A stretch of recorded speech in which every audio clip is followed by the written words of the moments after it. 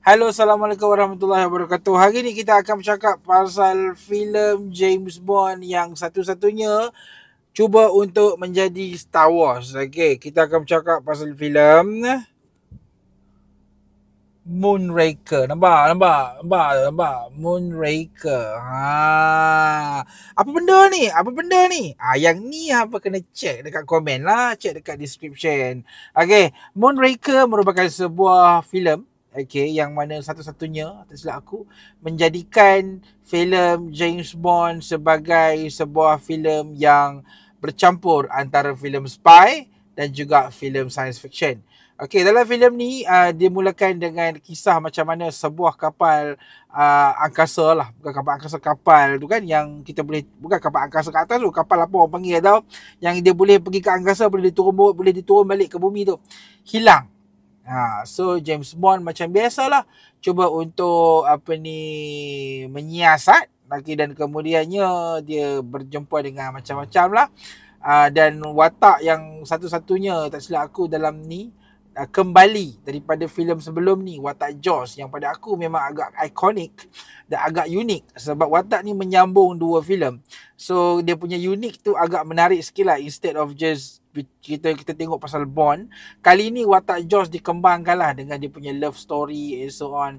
Dan aku rasa ini ialah satu-satunya filem yang dalam James Bond yang berjaya untuk blend antara komedi, spy dan science fiction. Tapi sebelum kita bercakap lanjut lah pasal Moonraker ni, intro dulu.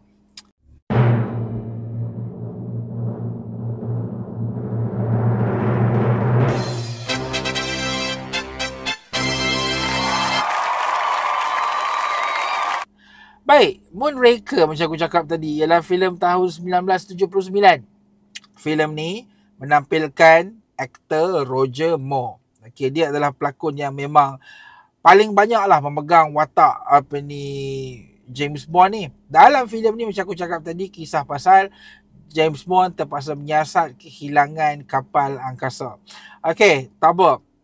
Aku just nak komen lah filem ni. Filem ni adalah percubaan yang cukup bagus, cukup rare, cukup unik. Orang cakap Fast and Furious pergi ke angkasa, James Bond dah buat dulu.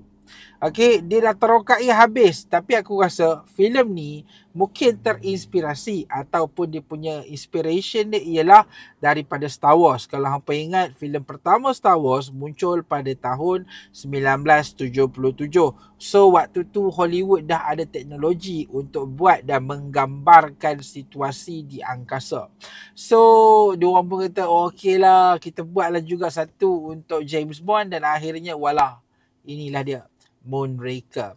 Okay, Moonraker adalah satu movie yang pada aku agak unik lah. Macam aku cakap tadi, walaupun filem ni tak adalah best mana pun, tapi dia agak unik sebab satu-satunya filem yang blend, macam aku cakap tadi, antara komedi, science fiction, action dan juga spy. Tapi yang bagusnya dalam filem ni, dia punya blend tu agak cun, agak menarik, walaupun yalah some of the situation still macam a typical James Bond. Kan, of course ending kita akan dapat tengok James Bond berciuman dengan gadis, typical James Bond yang pada ketika itu memang orang nak.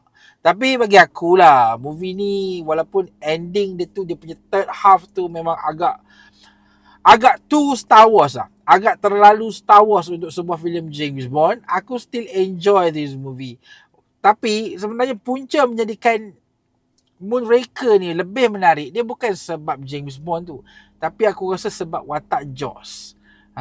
Jaws ni walaupun dia hanya muncul dalam filem sebelum ni, aku tak ingat. Dan filem ni, tapi filem ni lah antara satu-satunya filem yang betul-betul memberi masa untuk watak Jaws ni berkembang. Dia ada kekasih hati, lepas tu kisah kekasih hati dia, dan macam mana Jaws ni akhirnya berpaling tadah and so on. So benda-benda tu menjadikan filem ni bukan sekadar filem James Bond, tetapi sebuah filem yang orang kata apa, ada karakter yang cun, yang lebih lain berbanding dengan James Bond saja. For me, aku boleh katakan movie ni 3.5 bintang lah. Aku rasa movie ni boleh layan lah. Walaupun kita tengok zaman sekarang, iyalah mungkin adegan-adegan dekat dekat kapal angkasa tu, dekat stesen angkasa tu macam nampak sangat tak logik. Sebab kita tahulah kan, zaman sekarang gravity dah boleh dibuat dengan lebih real. So dalam filem ni ada satu scene tu bila James Bond pergi kacau pusat gravity tu kan, nampak sangat lah yang semua pelakon-pelakon tu di slow mo kan. So benda tu agak kurang menjadilah. Walaupun macam tu, aku still katakan yang movie ni adalah satu-satunya movie dalam franchise James Bond yang berani keluar daripada kotak pemikiran lah, aku rasa kan. Tapi aku rasa secara peribadi aku rasa better James Bond kekal sebagai James Bond lah. Ini ialah percubaan yang menunjukkan bahawa okay lah, that's enough. James Bond patut kekal dengan spy. Science fiction, pergilah dekat cerita lain. Okay, so aku rasa itu sahajalah kot review ringkas aku berkenaan dengan filem James Bond Moonraker. By the way, hampa boleh layan semua filem-filem James Bond ni dekat Prime Video. Okay, so aku rasa itu sahajalah review ringkas aku berkenaan dengan filem Moonraker. Kita jumpa lagi di video akan datang. Terima kasih kerana menonton. Assalamualaikum.